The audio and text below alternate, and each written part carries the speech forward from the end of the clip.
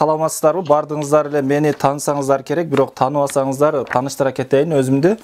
Аладдин Исламидинов көп жылдардан бери 6-7 жыл болуп калды орус тилинен сабак берип келем. Негизги максатыбыз ушул орус тилинин проблемаларыны карапайым элге чечип берүүдө, жеңил методика менен үйрөтүү. Бул китепти бардыңыздар көргөн болушуңуздар керек. Ушул мен Москвада иштеп жүргөндө көптөгөн кыздарга, балдарга котормочу болуп, ошондо ушул жеңил методика жазуу оюма келген да. Бүгүн сиздер менен ушул китептин негизинде сабак өтөбүз. Демек, жазабыз. Башына бир жагына мужской род, ортосуна женский род, этегине средний род. Мужской род башына, ортосуна женский род, этегине средний род. Средний род.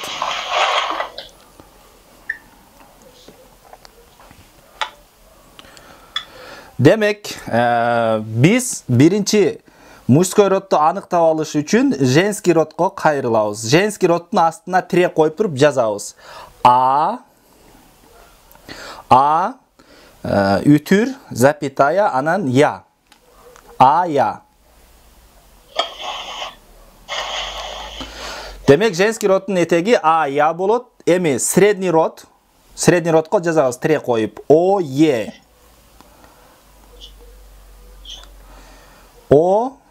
Е.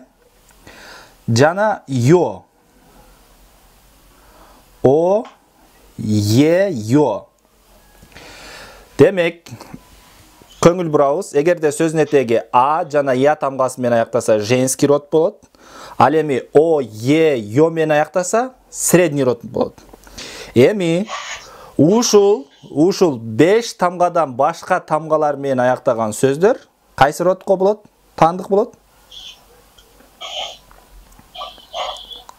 Талгат? Мужской род болот.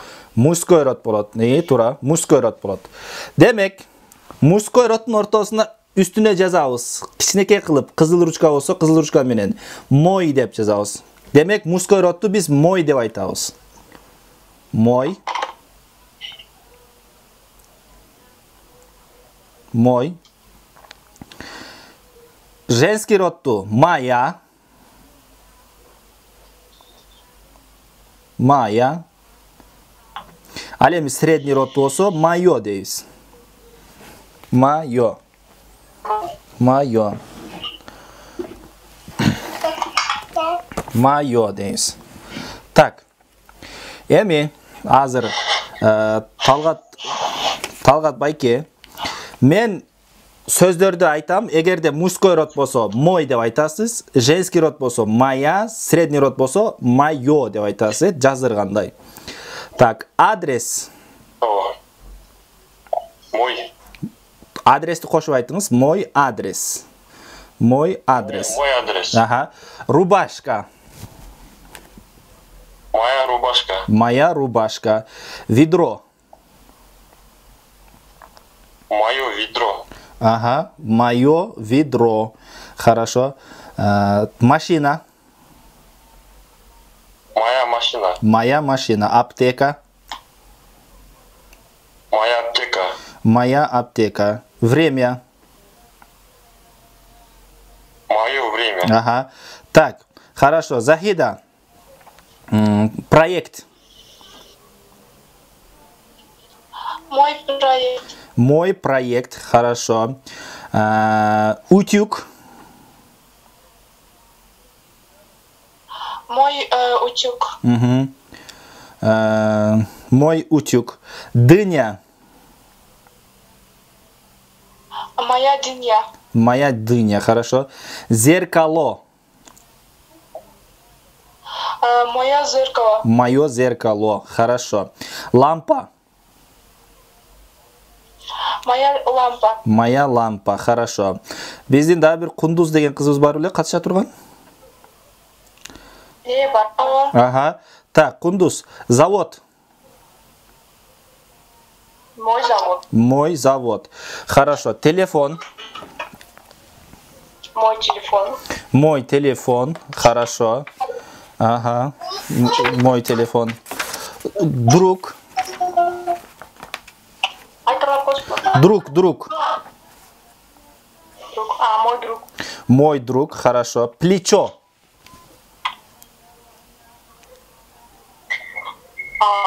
Мое плечо. Мое плечо. Мое плечо.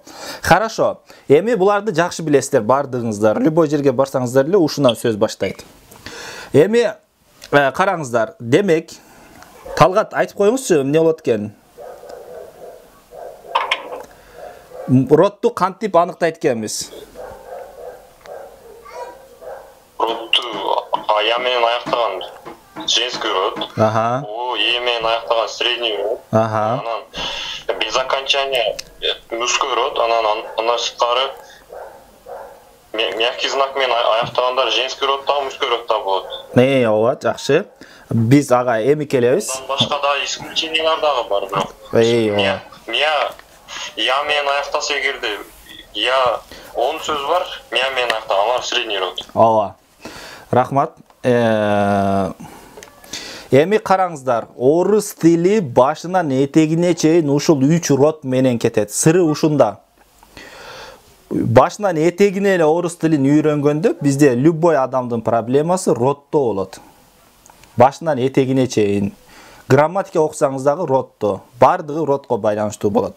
Эми так. Мягкий знакты женский род менен мужской роддун ортосуна жазыңыздар. Мягкий знак кылып. Мужской род менен женский роддун ортосуна жазып туруп, мужской родко дагы, анан женский родко дагы карай стрелка беребиз. Стрелка чийип коебуз көрсөтүп. Мальчик дегенде? Жок, анда эме жок да, мягкий знак жок да.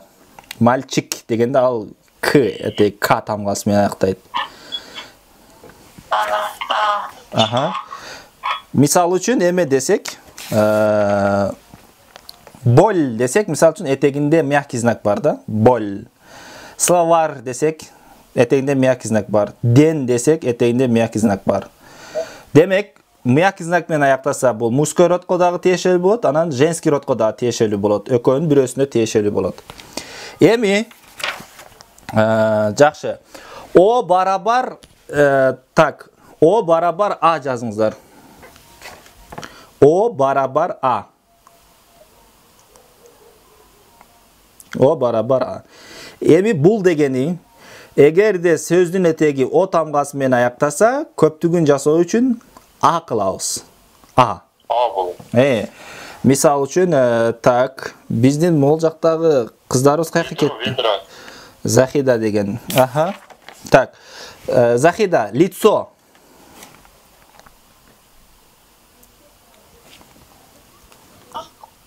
Кантип айттым ошондо? Лицо. Демек, лицо О десек, демек бул жекелик болот экен, Жекеликти көптүккө өзгөртүү үчүн А кылабыз. Лицо десек, бет, көптүгү? Лица, хорошо.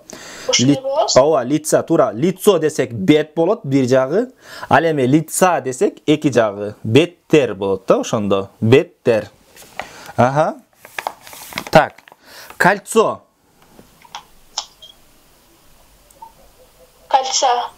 Кольца. Ага, хорошо. Кресло.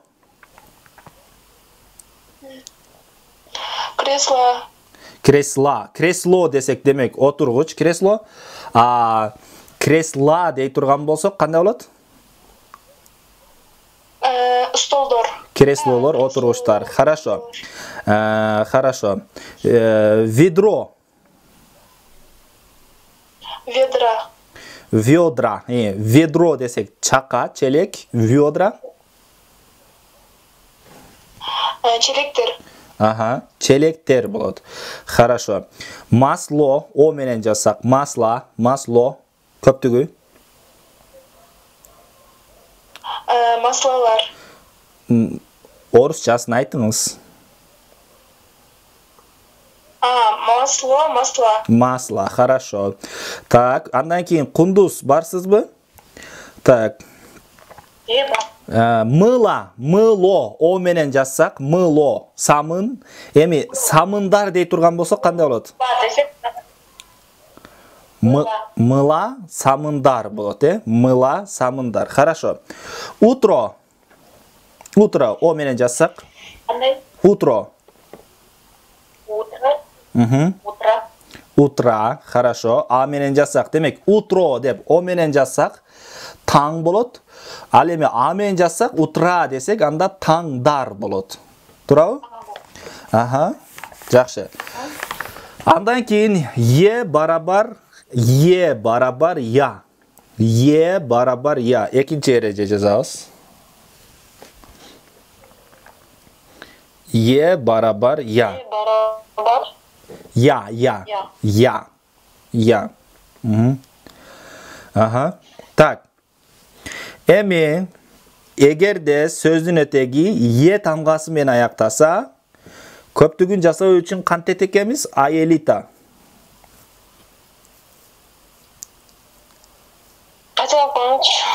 Эгерде сөздүн этеги е тамгасы менен аяктаса, көптүгүн кантип жасайт экенбиз?